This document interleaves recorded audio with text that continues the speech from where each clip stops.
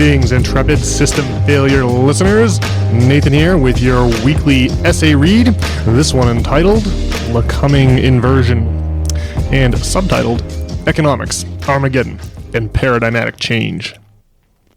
This essay is part of a series comparing the twilights of Rome's slave-based economic system and the Middle Ages feudal system to today's capitalist economic system. In addition to the broad life cycles of these economic systems, we'll note similarities between infectious diseases and changes in communication technologies common to all three eras. Finally, we'll see how belief systems rise and fall in tandem with these broad economic systems. When these systems seize up and stop functioning, people begin questioning authority, and that in turn leads to collapses of bedrock conception of reality itself. During the twilight of medieval society, Nicholas Copernicus calculated that the Earth revolves around the sun. His calculations directly contradicted the intellectual authority of his day, the Roman Catholic Church. By discrediting that authority, Copernicus played a major role in ushering in the modern era. As we reach the end of that modern era in our own time, we should expect an authority-shattering paradigm shift similar to Copernicus's momentous findings. The Copernican Inversion. When the Polish polymath Nicholas Copernicus died in 1453, he left behind a ticking time bomb in the form of a book.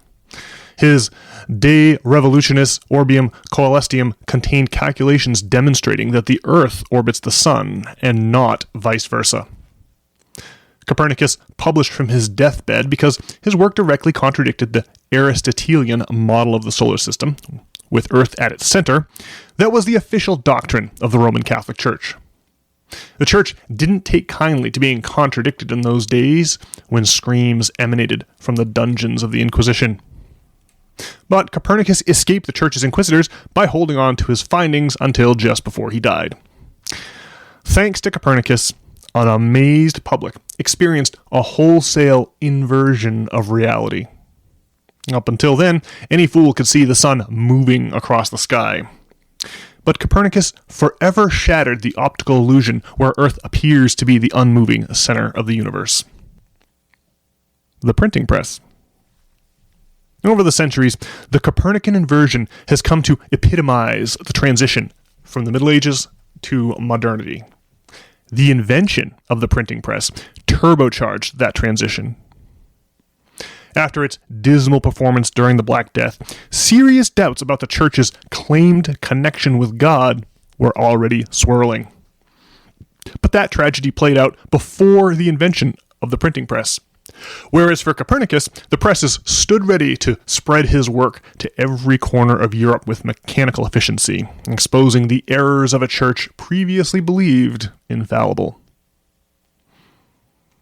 The Internet. The printing press changed everything. Suddenly, ideas flowed so freely that the church could no longer contain them. Today, another revolution in communication technology has robbed authority of control over the flow of information once again. The Internet. The old one-to-many broadcast model is being replaced by the many-to-many online model. Legacy news outlets have already surrendered most of their audience. Only true believers still tune in to keep the faith. Meanwhile, the rest of us surf the web without any centralized information clearinghouse at all. And the results are shaping up to be every bit as paradigm-changing as the Copernican inversion. Science. In the immediate aftermath of the Reformation, banking houses arose to replace the Vatican's political authority. However, the Church's intellectual authority was replaced by science. Science is our modern priesthood, in the sense that scientists define reality for the rest of us.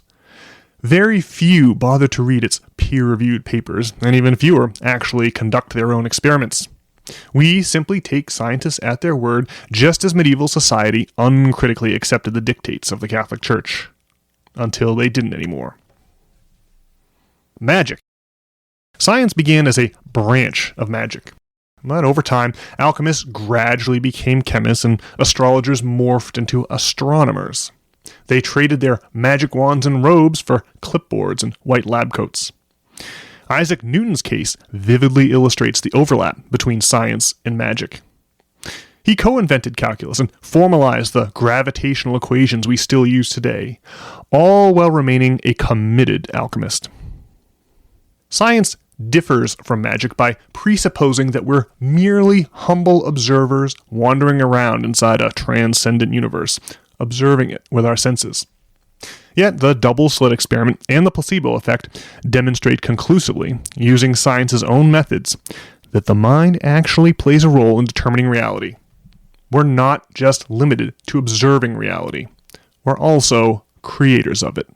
This idea is fundamental to the notion of magic, a worldview that's just as much of a heresy now as it was during the Middle Ages.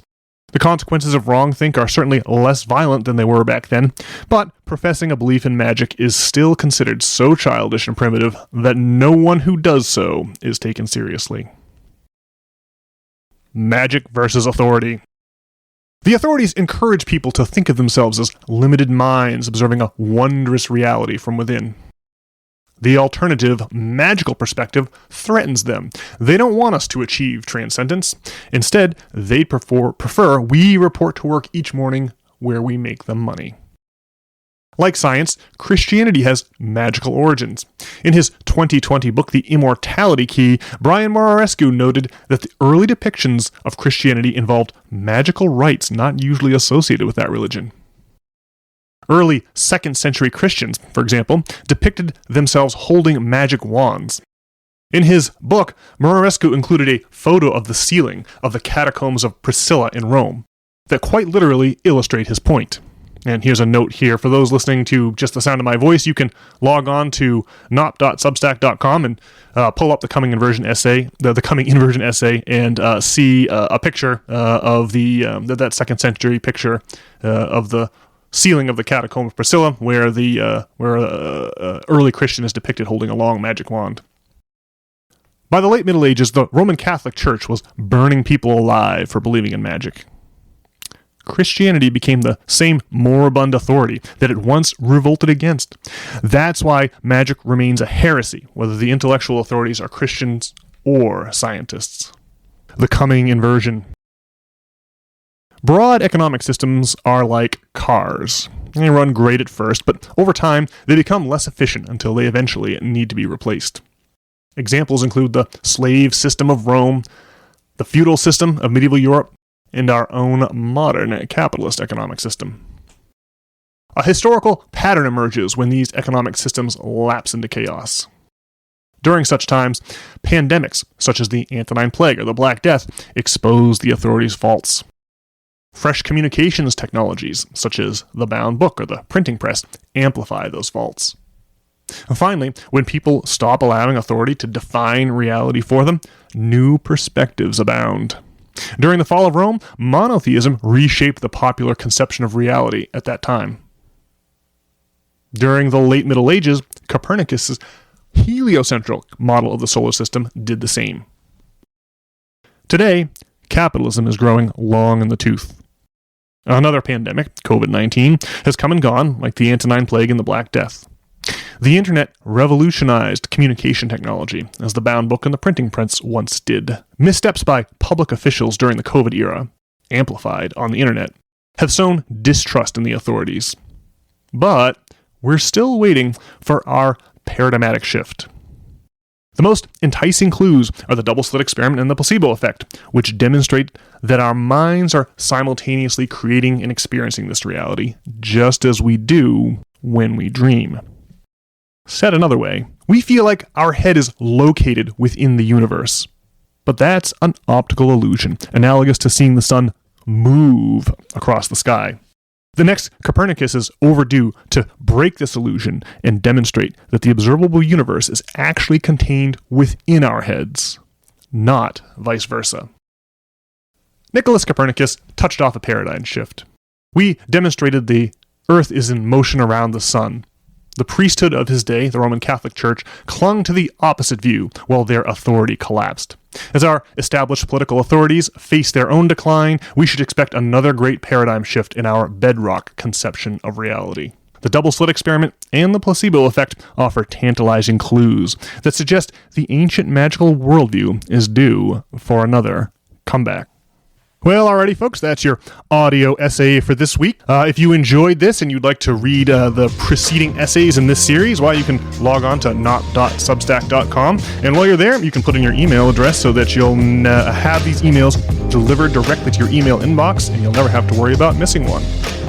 And furthermore, if you have any questions or comments about anything you've heard on system failure, you can always send Brian and me an email at not@substack.com.